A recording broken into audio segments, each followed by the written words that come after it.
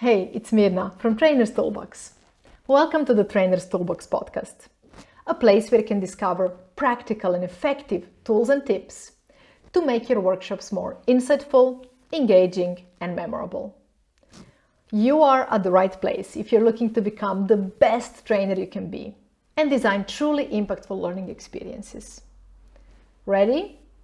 Let's dive in. Focusing more on our strengths instead of trying to fix our weaknesses. So focusing more on using our strengths, discovering our strengths, allowing our strengths to shine is one of the best things we can do, both for ourselves as trainers and facilitators, and something we can support our participants and clients with.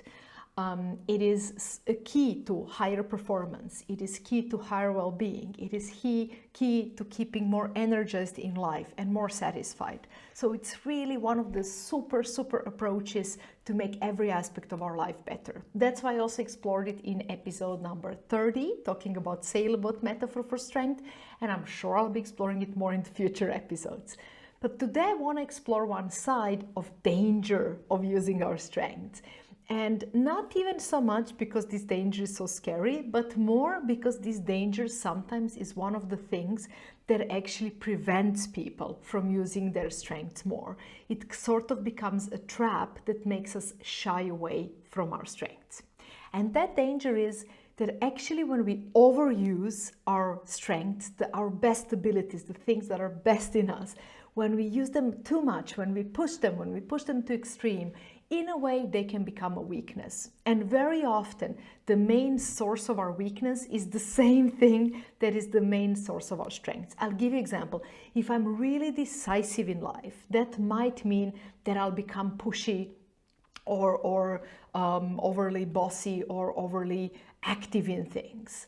And that is my strength, to be decisive, but that can also become my weakness in being pushiness, in being stubborn or anything else.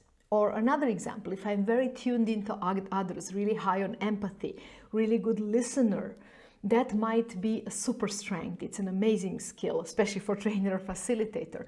But it can also become my weakness if that means I'm overstretching, maybe I'm almost over managing others and trying to save them and not giving them enough of autonomy, or maybe I'm overspending my own capacity, not taking good care of myself. So my biggest strength, the ability to support and listen others, that way might actually become my biggest weakness. So we want to be really mindful of this. And that is why today I want to share with you one super amazing framework that really helps us to unleash our strengths, to own our strengths more, to step into our strengths, to be more authentic and confident in using them without that danger and fear of actually pushing them over to the dark side. I hope that makes sense. So I will also share with this video a Miro board with a template in which you can explore also the full process, and you can actually use it as a process to guide people in your workshops to go through this exploration. So even if you're using Miro, you can use the template, and if you're not using the Miro, you can still check out the template because it has many detailed informations on each step and how to actually guide people through this same exploration. Now, the core thing about this model is that it doesn't rely on us being less of what we are. It doesn't invite us, when we engage our strengths, to be careful, to be moderate, and to not overdo it. And that is really, really valuable, because in models and in approaches, when we invite people to do less of their strengths, to be less of what's best in them, it's really, really hard for people to find the right spot, you know? If somebody says, oh, you're decisive and that's really good. Oh, but now you're bossy, now you're stubborn, be less of it. How do you know where that fine line is? It can be very contextual, it can be very relative, and it's almost amazing to hold ourselves back right to the point that our strengths still shine, but that we don't overdo them. Because of that, that approach of holding back is not a good approach. It will just make us very burdened by overthinking, and it will make us underuse our strengths, and we will neither make them shine, neither will we hit the right balance that we never overuse them. Because of that, the model I'm sharing today is much more powerful. And the core idea of that model is, instead of diminishing what we are great at, let's pay attention to uncover what is complementary strength or skill or ability that will keep this dangerously almost overused strength in balance. And then, can I work on strengthening this complementary alternative strength and approach to make sure that both of them are keeping balanced instead of diminishing the first one? So it's kind of like a bit about being more who we are and about nourishing more of strengths instead of pulling some of our strengths back and withholding them. I hope that makes sense to you. I will go much more detailed first into the model and what are its four elements, and then I will explore it also from perspective of different examples of how you can use it and how it can play out. Examples are really, really important here because there is no ultimate correct answers in each of the steps, but it's really an exploration of each person into their own strengths and what that complementary strength might mean for them. So it's really important not to get attached to the correct complementary strengths or fixed set of what my complementary abilities might be, but to really have an open mind in this exploration and to be creative in finding the right answers for ourselves and of course supporting others to find their own answers. That's why examples will be really, really helpful there. Now, before I dive into it, there is one more thing I wanted to clarify a bit, and this is really important, and that is the difference between skills and strengths. You see, we talk about that strength that we are in danger of overusing, that's really our natural strength, and then we're also talking about that complementary strength that we want to in some way also nourish, but maybe it's not as strong as this dominant one. And it is really important that we try to find this complementary thing that is also one of our strengths and that is not just our skill. What is the difference?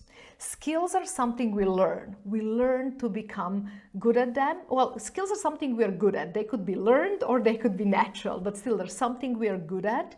And having a skill tells nothing about how using that skill makes us feel and how it influences our energy. On the other hand, when we use our strengths, that is something that we are good at and also that gives us a lot of energy. So it's not draining for us, instead it's really energizing for us. And this is really important difference, because if we will be aiming to complement our almost overused strength with a skill, that will mean we will have to invest a lot of energy to keep this balance going.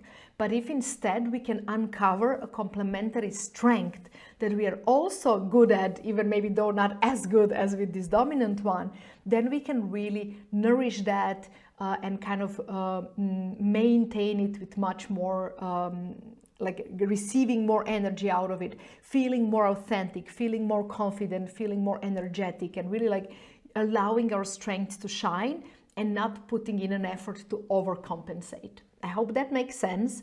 You know, if something doesn't make sense, you can always ping me on LinkedIn or through Trainer's Toolbox newsletter. You can always reply to it. I'll be happy to clarify anything that maybe you missed in the podcast. Now, let's get to the model finally. This model originally it's called Core Qualities, but I love calling it Strengths Overused because I feel just it explains better what it is about. It basically says that each of our strengths is sort of a core quality that we have in ourselves.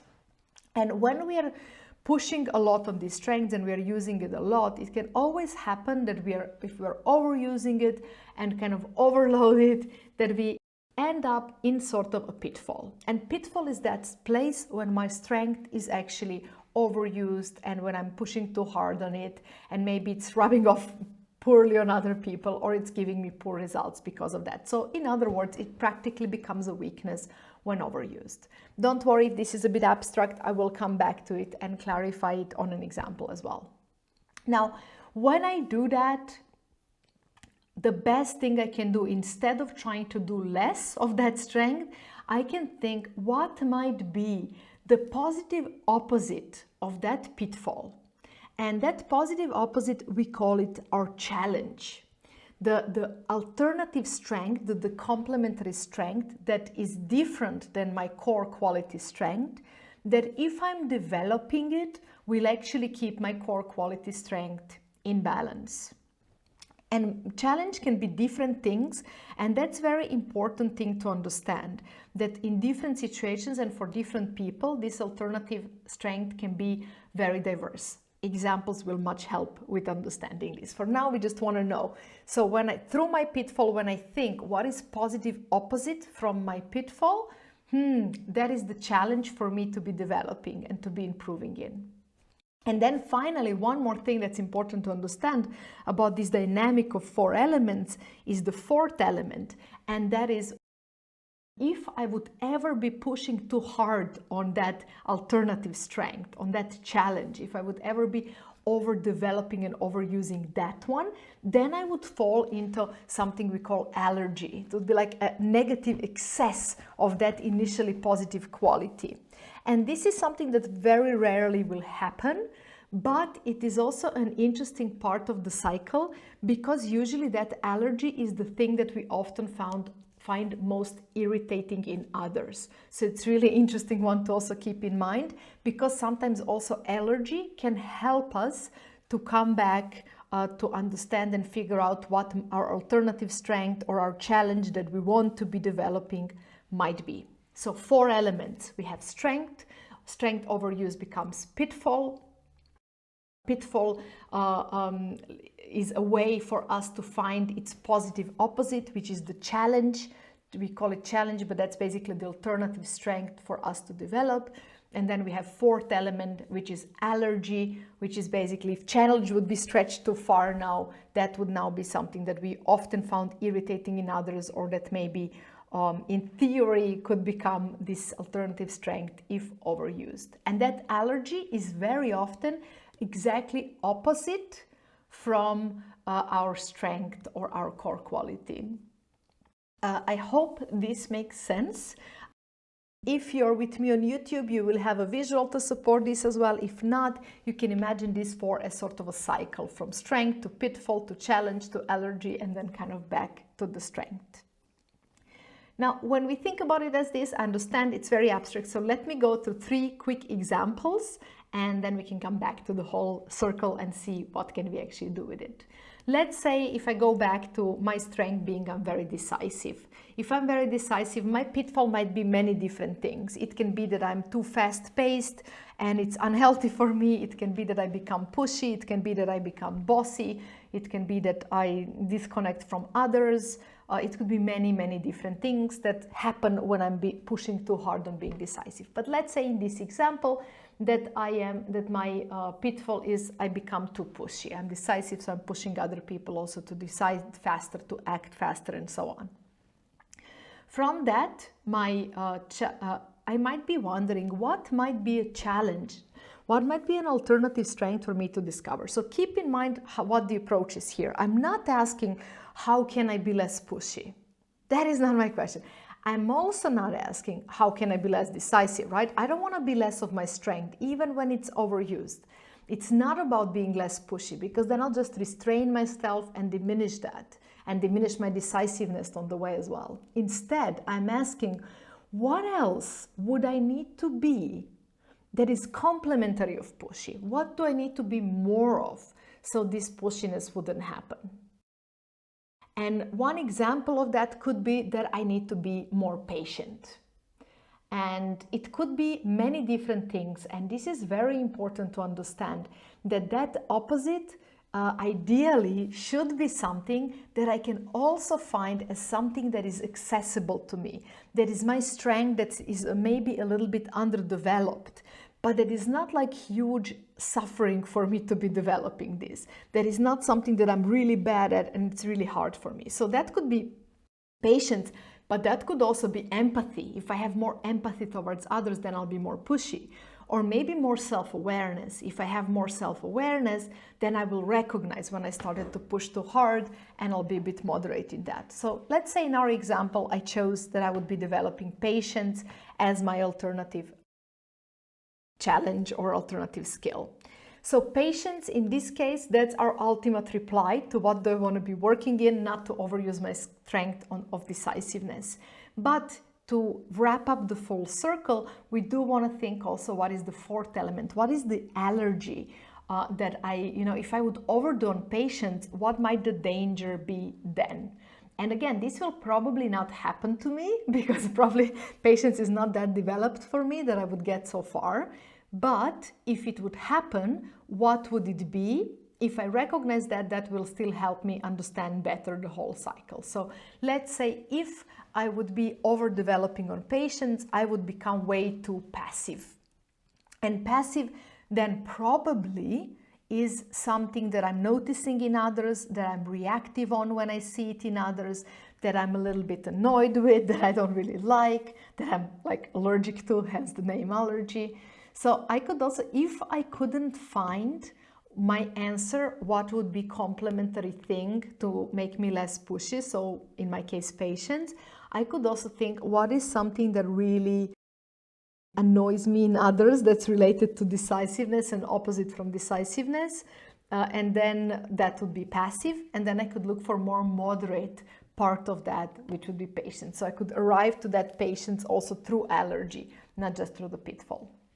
Let me roll out just two more quick examples. This is much easier to follow if you're on YouTube than on podcast. I hope you're managing to follow me on both medium. And of course, a reminder, you can always download the handout with the summary of this episode from the notes, because that is also something that's there to support you, to reflect deeper on this, to use it together with the Miro board with a template. And by the way, this is one of the topics that we would be exploring and discussing definitely within the topic of Positive Psychology Toolbox. It is also part of the topics that we would explore in any masterclass or anything where I talk about strengths. And it is also always often part of trainers' conversations, the community and trainers' toolbox, where we are always exchanging different frameworks, discussing different tools. So if you're curious to keep exploring and discovering more tools and toolboxes and templates and frameworks like this, these would be some really good places for you to dig in deeper. Positive Psychology Toolbox to really focus on broader toolbox of practical tools from positive psychology.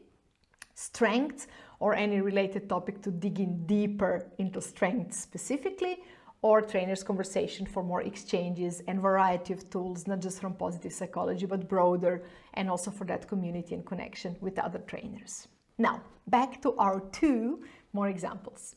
Let's say my strength is empathy. If I push too hard on empathy, what will happen? Again, it can be different scenarios. I need to ask myself, what is it for me that's danger that happens when I'm being too empathetic, when I'm pushing on empathy too much? Let's say for me, it's that I become too much of sacrificing myself for others, and I'm very empathetic, so then I overstretch my energy or my boundaries to actually do too much for them, and I kind of sacrifice myself. And it comes at damage to myself, but then also ultimately a damage of those relationships, because maybe I resent it later, or there could be many consequences.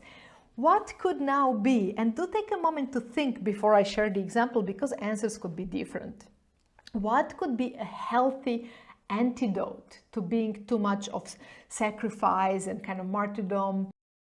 What could be a healthy alternative? What would be healthy strength I could be developing that will allow me to keep being high on empathy, but that will also allow me to preserve myself and relationships?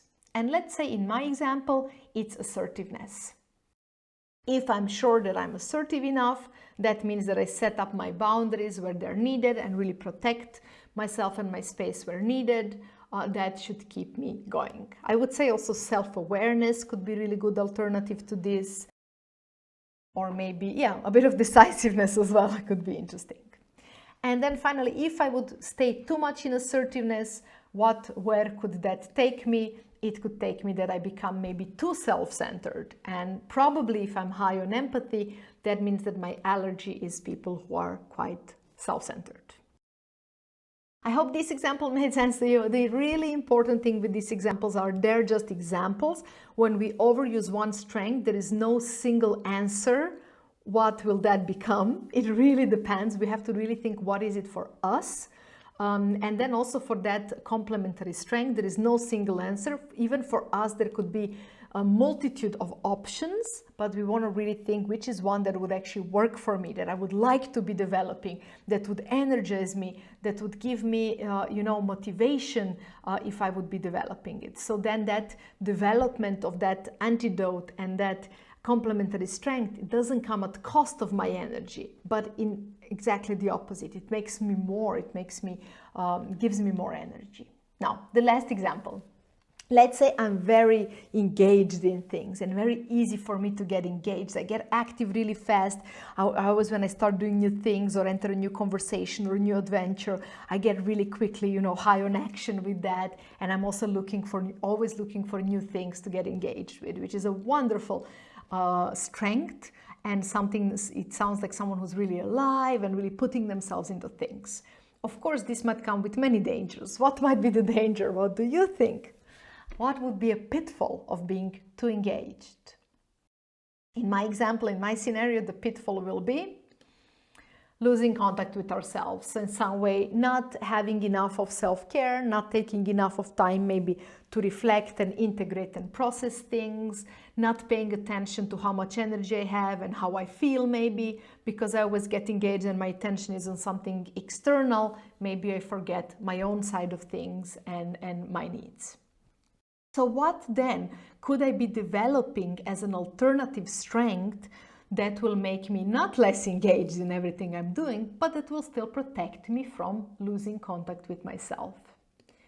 It could be that I'm just developing more self-awareness. Or it could be other things. It could be also that I'm developing more nurturing attitudes towards myself.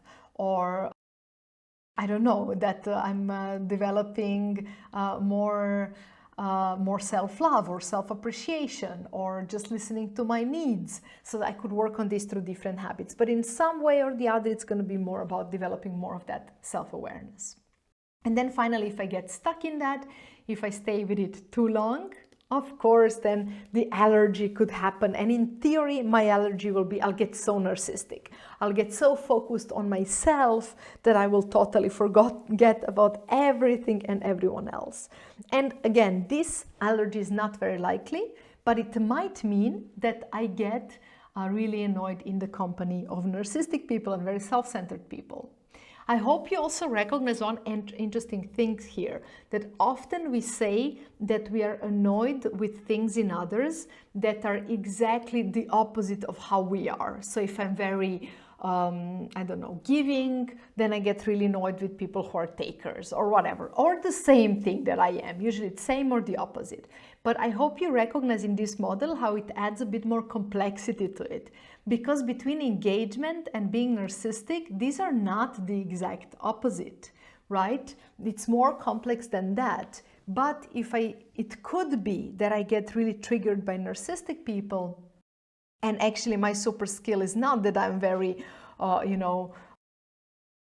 giver or something, but just that I'm very engaged. It's completely different, unrelated strength on superficial level. But then when I dive in and look at this whole cycle, I will actually recognize the connection between the two. Now, the big questions for you are, of course, how does this work for you? I would invite you to figure out your own cycle. This model in theory won't give you a lot. It will give you a lot if you really play it out, asking yourself, which is one of my strengths I'm afraid of overusing? Or you can even start from weaknesses. This weakness that I sometimes do that I don't like about myself, which strength could be at the core of that weakness? Because then you would start from the pitfall, right? The weakness would be the pitfall. And then thinking what could be the complementary strength and kind of running the whole cycle. Of course, you can use the Miro board template for that, or you can just work it out on a sheet of a paper looking through the 4 areas. I do want to invite you to also check it out with someone, a group or a client, to test it out, to see how it works. Again, if you're lacking community to play with these kind of tools and things, you should definitely consider joining us in Trainers Conversations, where we love playing with these and exploring different options. Now, the most important thing in mind is that one, that this is not always obvious. Each of the 4 elements that you need to discover, they do require a bit of reflection and digging. That's why when we work in a group or in pairs or in coaching on uncovering this, there are a few things you want to keep in mind. First one, only the person whose strengths you're looking into is the person who will have the right answers. We cannot give them a preset, choose your pitfall or choose your... We really need to guide them to think about their own skills and abilities and strengths and what would work in that cycle for them. And that thinking for them will not always be very easy and obvious. So it is very, very helpful to work with this with someone else, a coach or another participant that's paired up with them, that helps them in 2 ways. On one side, that helps them through questions, kind of coaching questions, just asking them, so what happens when you actually overuse this strength? Or maybe if they started from the pitfall and from the weakness, what is actually the strength that's in the core of this? And kind of guiding them a bit to help them figure that out. And then also when we are working on that alternative strength, to really remind them, hey, this shouldn't be like something you should be developing, like, a pressure of another kind. This should be really another strength that you would enjoy developing, something that already exists in you, but you're not really that connected with it right now, something that would give you energy. So we really kind of want to support them, guiding them through that process. And then another way in which we can support them is by giving them some ideas what it might be. Like I told you, maybe for the first one, for decisiveness, I said in our example, alternative was patient, but there could be different alternatives. Alternative could be more empathy towards others or more self-care, really depends on me. So we could also, when working with someone, we could help them by giving them few ideas to think in diverse direction, because this will be a bit hard for them to see this new angle over their strengths and weaknesses. But it is important that with these ideas and perspectives, we don't incept them and we don't guide them and navigate them in any specific direction of preset ideas that we set, but that we really allow space for them to explore what is it truly for them. Now, I do want to invite you to use these with your clients, with your groups, and with yourself to really try it out. This model is truly a game changer, because if you look at any other models when we talk about overusing strengths, most of them will tell you diminish, be less of that, be more controlling over your strength, and they invite for a lot of much more rigorous attitude, much more stiffness, much more self-control, pushing ourselves down, being less of ourselves, making sure we don't overdo something. So they kind of keep us tense and on top of our toes. And instead, this model is liberating us. It's liberating us to be more of ourselves, to be more authentic, to really step into our power, to step into our strengths, to allow our strengths to shine, and even then to nourish more of those strengths. It's really, really empowering. And I do want to invite you to use it and to share it with the world. Speaking of which, if you found this episode useful and valuable, please do share it. I think these things are so important for all of us to talk about more. So please share it. Please do subscribe to the channel you're listening, and maybe like the episode. It would be really great to get a bit of support to spreading these tools even further. And of course, if you want to keep on learning with me, I do want to invite you also to join Trainer's Toolbox newsletter, because that's also where I'm sharing a lot of different tools, insights, ways to learn. Thank you for joining me today. I hope you will enjoy playing with this model, exploring it, and make it into something really useful. Thank you for exploring this topic with me. I hope you found some exciting ideas and valuable tools that you will use already today. Remember, they only work if you put them in practice. But then they make all the difference. If you enjoy Trainer's Toolbox podcast, do leave a rating and review. It does mean a lot. And if you haven't done it yet, click on the links in the episode descriptions and discover free materials and valuable resources to dive in deeper. See you in the next episode or at Trainer's Toolbox newsletter.